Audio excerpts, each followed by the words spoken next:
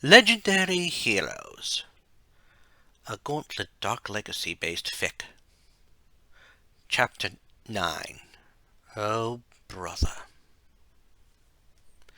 In all of the 8 realms, there stands a structure that links them all together. It is a tower saturated in magic.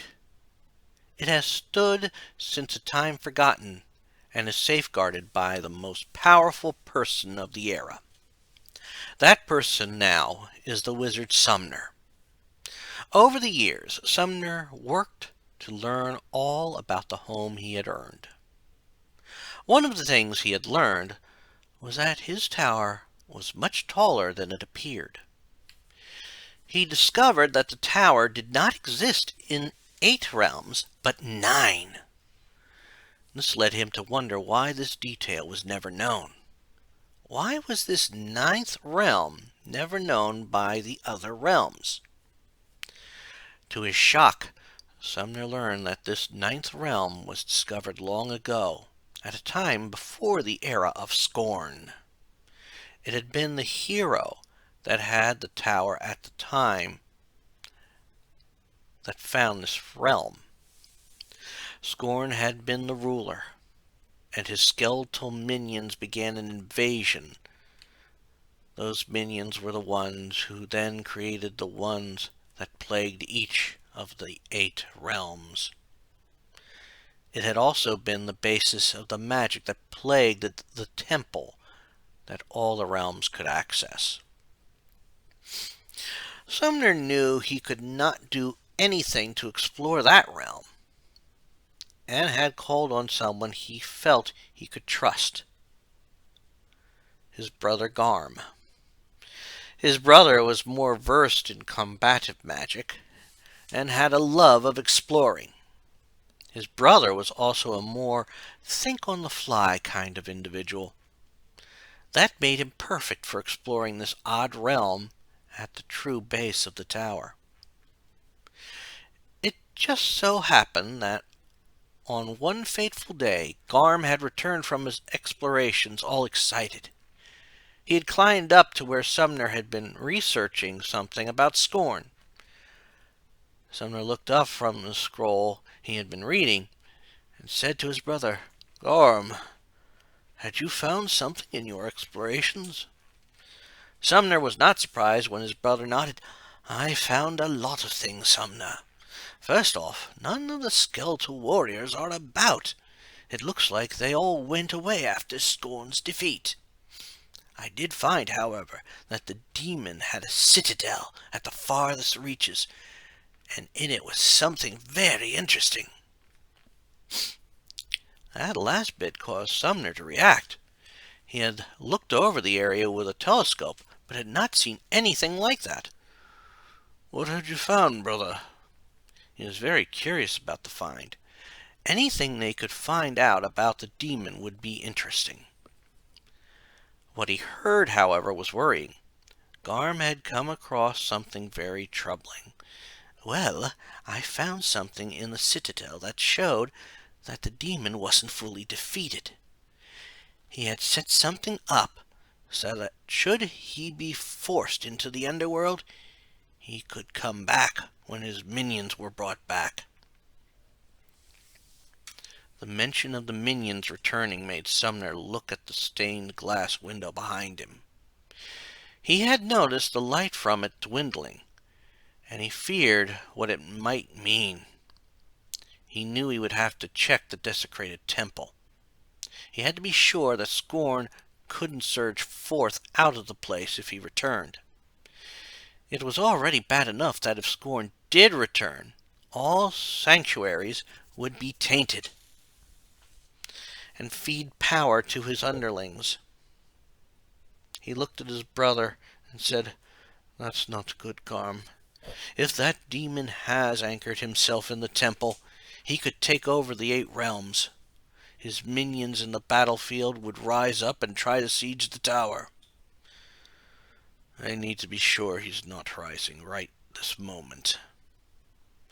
Sumner saw his brother nod. "A very good idea, brother. I shall hold the tower down until you return. It would be folly to leave it unattended now. For a moment Sumner thought he heard more in his younger brother's voice, but he put it off to his elevated concern. Now was not the time to suspect something was odd. He quickly went over to the stained glass window, adorned with all of the minions of scorn. Each of them appeared to be paler in color to what they had been just that morning. Something was happening, and Sumner didn't like it. It just made him step into the light from the window with more caution than usual. The light from the window actually created a portal to the temple that had similar properties to his tower. The temple was never rooted in just one of the realms, but touched them all.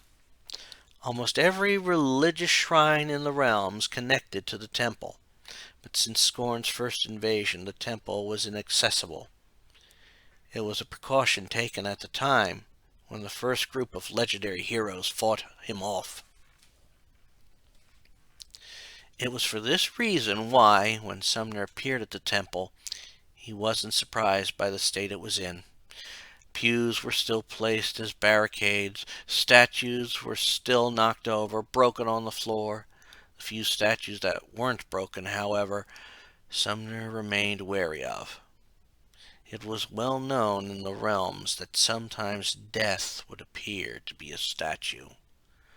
Only those well versed in magic knew how to stop that manifestation of death. Carefully, Sumner made his way through the temple and to the area before the altar. According to what he had learned, there was something that was supposed to be left in place there, a weapon of some sort that would blast away at the demon and protect those who would fight him. He saw nothing in the apse, which made him worry more. It was with great care that he approached the altar then.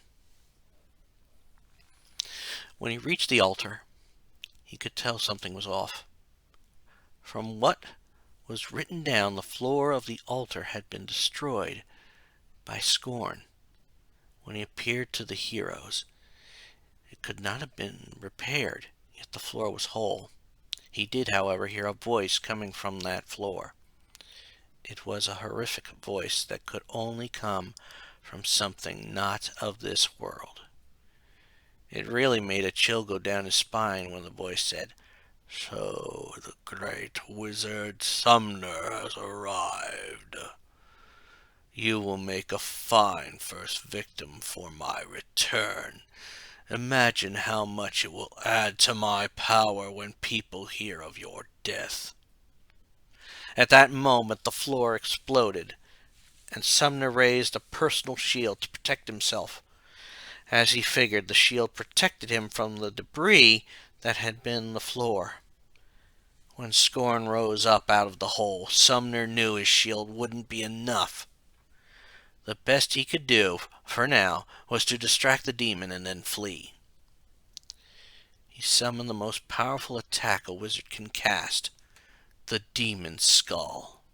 The magical construct rose out of the floor and launched toward Scorn. As it flew, Sumner shouted, "You won't find the people as foolish as your last time here, Scorn." When Scorn blocked the attack, Sumner ran away from the altar. While he would have preferred fighting, he knew he had to get to the tower. People would need to be warned. There was also something he wanted to check. Scorn had been banished to the underworld, and while he wasn't killed, he would have to be summoned forth again, no matter what he had used to make sure he could be summoned forth. Sumner ran through the temple, and to his horror, crystal tiles began appearing on the floor. As he passed them, creatures started emerging from them. Scorn had obviously raised enough power to resummon his minor minions back into the realms. Luckily, He managed to get to the exit before any of the creatures could even attack him. The second he hit the point he had appeared at, he was instantly back in the tower. He hadn't stopped running either, which had been a good thing. The window shattered, and he fell to the floor to avoid getting hit. He didn't hear any glass hit the floor, which he partially expected. He turned to look up and saw the window had broken into 8 pieces. From what he had read, this had happened before. Each shard would head to the underling of Scorn, who now took charge over that realm. He then saw them fly off to the various realms, flying into the entry points of them. He got up and walked over to a sight he did not expect to see, but was not surprised. He saw a body lying on the ground near the remains of another portal. Sumner knew what both had been, and put together what happened.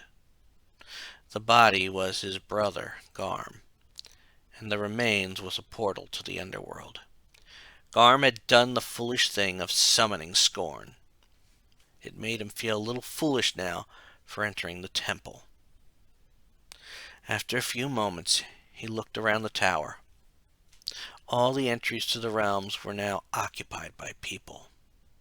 He had no doubt that this wasn't a coincidence, but fate. These would be the ones who would fight Scorn's creatures. He made his way back to where he did his research and said, "All of you, please come to me. There is much to discuss and not much time.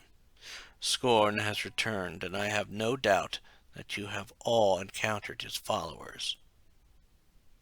He watched as they all approached, and as they passed all the entry points, the tower rumbled, and all the entry points became sealed off. Added to it, a group of crystals appeared near the entrance of one of the realms. This was a failsafe he had read about. Now he was going to be the one to help the heroes that would stop Scorn. One thing bothered Sumner, though. Why had his brother done this, and what happened to his soul?